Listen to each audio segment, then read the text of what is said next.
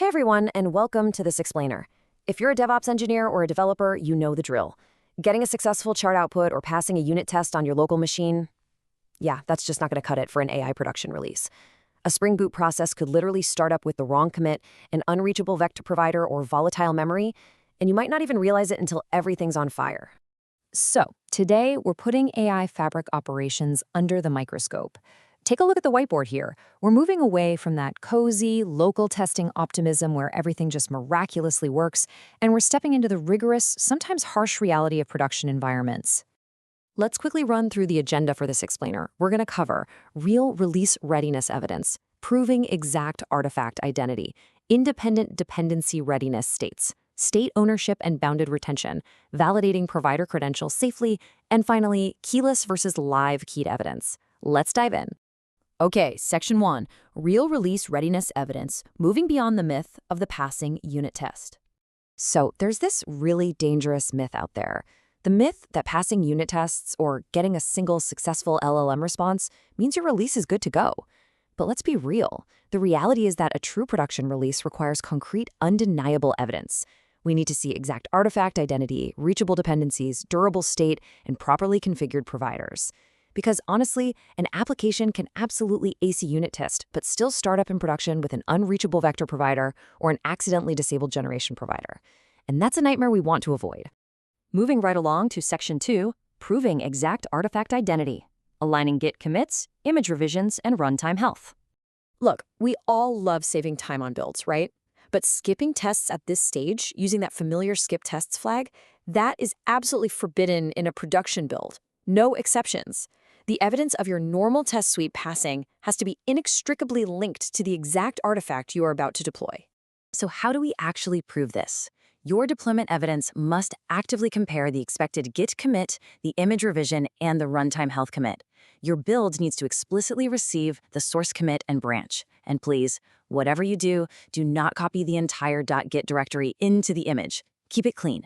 Use a multi-stage build to isolate only the packaged jar and necessary runtime assets.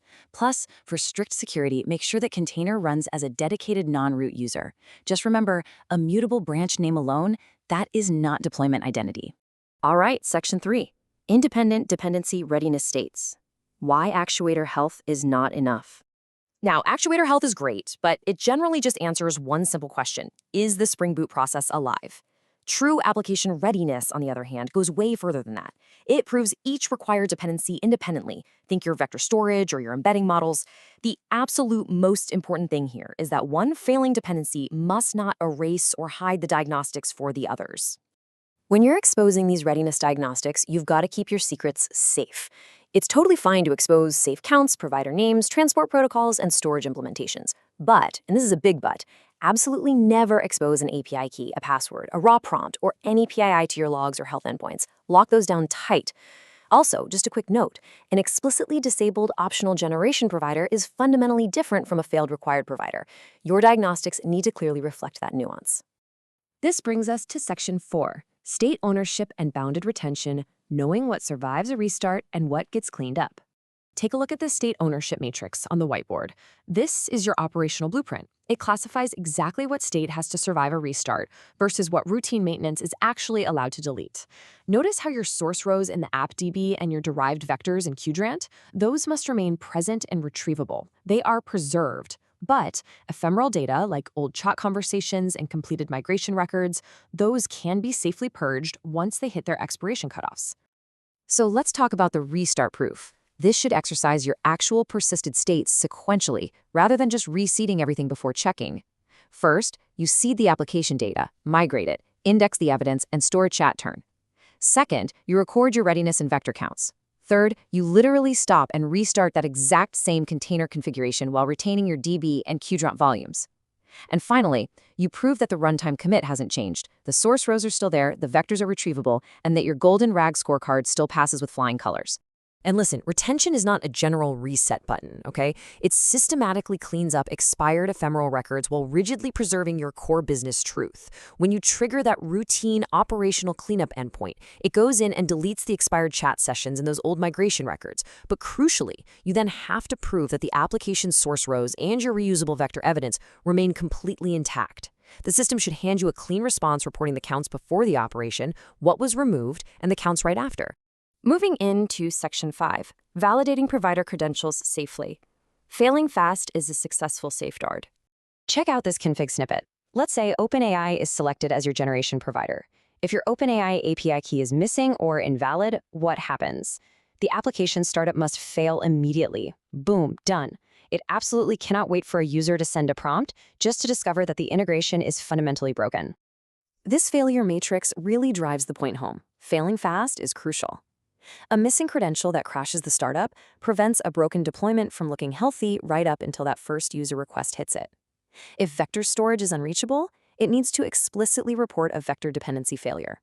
If your retention process attempts to wipe out source rows, it must fail to do so, locking down your source of truth. And if a provider is optionally disabled, make sure it is clearly labeled as disabled, not falsely reported as tested. And that brings us to our final section, Section 6, Keyless versus Live Keyed Evidence, separating deployment mechanics from provider networks. Building a robust pipeline means drawing a hard line and separating your mechanics.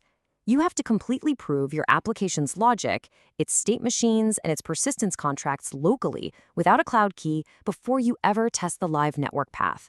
That's your keyless release gate, using local Onyx embeddings, Docker Qdrant, and your app database. It is a strictly required gate. On the flip side, keyed evidence is an optional, totally separate command using a live hosted provider like OpenAI to prove out your external credentials, network paths, and limits. Managing this keyed evidence requires absolute honesty. Your live smoke test needs to output to a separately named evidence file, and it requires a real credential from a private runtime environment. If you skip the live provider check because a key wasn't provided, that gets recorded as not run, and you have to specify the exact reason. Let me be clear, not run is absolutely not the same as a pass. Never reuse a keyless success result to fake a live provider pass, and never hide an actual provider failure behind a deterministic local fallback output. To wrap this explainer up, I want to leave you all with a rather provocative question.